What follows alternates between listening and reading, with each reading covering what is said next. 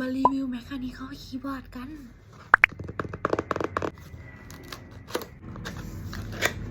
อุ๊ยเปิดไม่ได้สาย USB Type A to Type C มีสวิตช์สำรอง2ตัวกับที่1สวิตช์ตัวสวิตช์เป็น Yellow สวิตช์นะทุกคน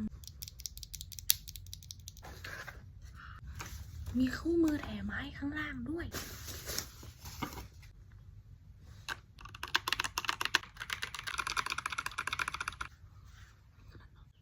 มีไฟเราสามารถเปิดไฟตรงนี้ได้ด้วย